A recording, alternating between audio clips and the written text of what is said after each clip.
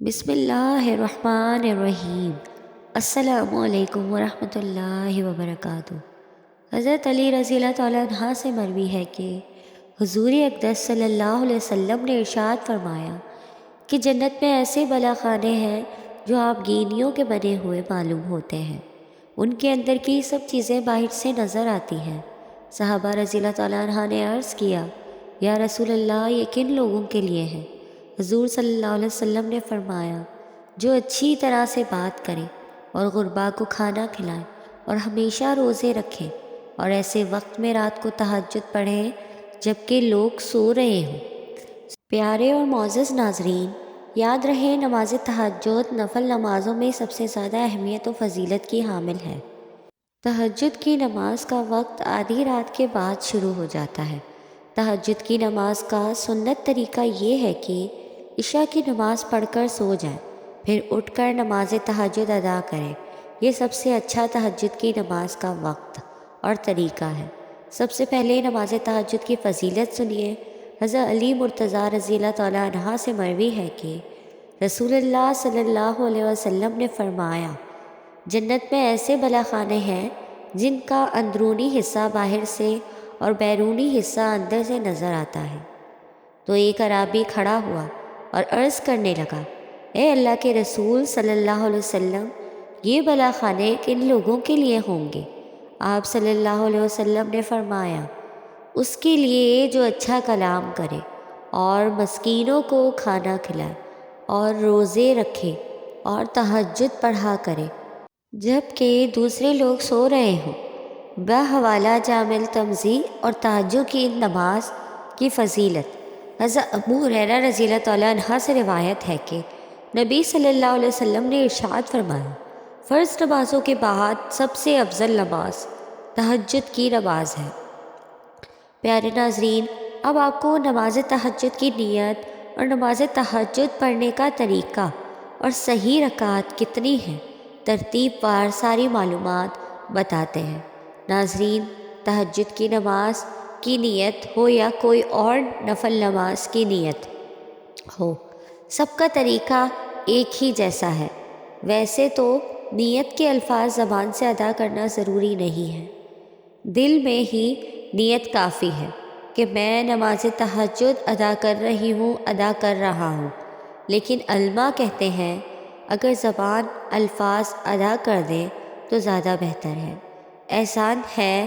اور اگر تہجد کی نیت الفاظ میں ادا کرنی ہو تو تہجد کی نیت اس طرح کریں، 2 رکعت تہجد کی نماز واسطے اللہ کے پڑھ رہا ہوں، اللہ اکبر سے نماز شروع ہو جائے گی۔ اور اب نماز تہجد پڑھنے کا طریقہ۔ نماز تہجد کا طریقہ وہی ہے جو عام نفل نمازوں کا ہے، اس کا الگ سے دین اسلام میں کوئی خاص طریقہ نہیں ہے۔ البتہ تہجد کی نماز رات کے آخری حصے میں پڑھنا افضل و بہتر ہے، اور تہجد کی نماز میں افضل یہ ہے کہ 8 رکعت 4 سلام کے ساتھ پڑھی جائے، یعنی 2 رکعت کر کے پڑھی جائے، اور ممکن ہو تو لمبی تلاوت کی جائے۔ اب تہجد کی نماز کی رکعات کی تعداد آپ صلی اللہ علیہ وسلم کی عادت مبارکہ تہجد کی رکعات کے بارے میں مختلف تھی۔ 4، 6، 8، 10 یا 12 رکعت تک بھی منقول ہے۔ حضرت عبداللہ بن قیس کہتے ہیں کہ میں نے حضرت عائشہ رضی اللہ تعالیٰ عنہ سے پوچھا کہ آپ صلی اللہ علیہ وسلم کتنی رکعتوں کے ساتھ وتر پڑھتے تھے؟ تو آپ رضی اللہ تعالیٰ عنہ نے جواب دیا، 4 اور 3 کے ساتھ، 6 اور 3 کے ساتھ، 8 اور 3 کے ساتھ۔ آپ کی وتر ماں تہجد کی رکعتیں نہ 13 سے زیادہ ہوتی تھی اور نہ 7 سے کم۔ خواتین و حضرات، حضرت عائشہ رضی اللہ تعالیٰ عنہ سے روایت ہے، فرماتی ہیں کہ رسول اللہ صلی اللہ علیہ وسلم رات کو 9 رکعت پڑھتے تھے، ان میں وتر بھی ہوتی تھی۔ اور یہ روایت بھی موجود ہے، حضرت جابر بن عبداللہ رضی اللہ تعالیٰ عنہ سے مروی ہے کہ رسول اللہ صلی اللہ علیہ وسلم عشاء کی نماز کے بعد 13 رکعت پڑھتے تھے، لہٰذا آسانی ہو تو 8 رکعت کا معمول بنانا چاہیے، لیکن کسی وجہ سے یہ ممکن نہ ہو تو جتنی رکعت ہو سکے ادا کی جائے۔ اور اب بات کرتے ہیں تہجد کے وقت کی فضیلت کی۔ تہجد کی نماز کا وقت، تہجد کا وقت 24 گھنٹے کا سب سے بہتر وقت ہوتا ہے۔ اس وقت جو کوئی اللہ تعالیٰ سے دعا کرتا ہے قبولیت سے سرفراز ہوتا ہے۔ اس وقت نماز سے پہلے بھی دعا کرنی چاہیے اور نماز کے بعد بھی۔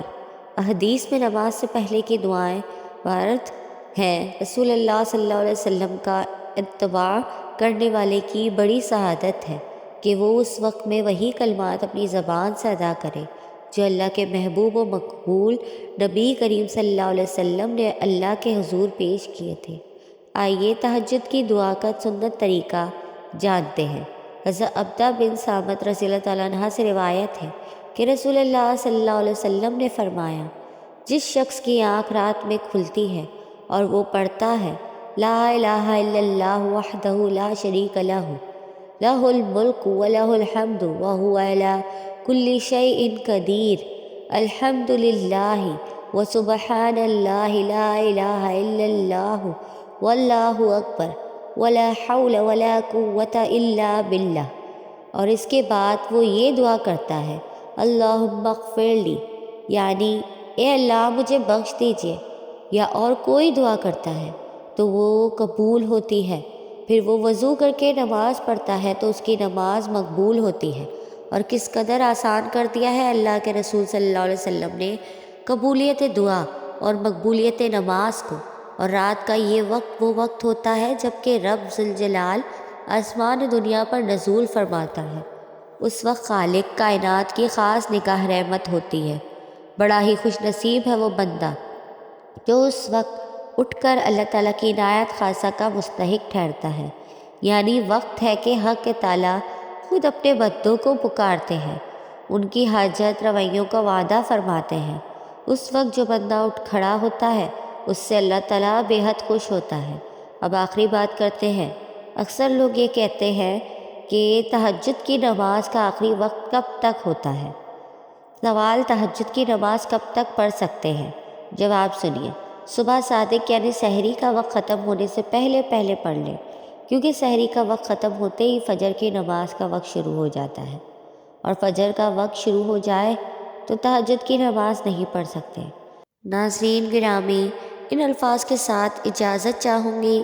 یہ بات ضرور سننا، جن کے دل ہمیشہ اللہ تعالیٰ کی محبت اور الفت میں مسد و سرشار رہتے ہیں اور کسی وقت بھی اس کی یاد سے غافل نہیں رہتے، ایسے ہی لوگوں کے بارے میں اللہ تعالیٰ نے قرآن مجید میں فرمایا ہے کہ یہ وہ لوگ ہیں جنہیں کوئی تجارت یا کوئی خرید و فروخت نہ اللہ کی یاد سے غافل کرتی ہے، نہ نماز قائم کرنے اور نہ زکوٰۃ دینے سے۔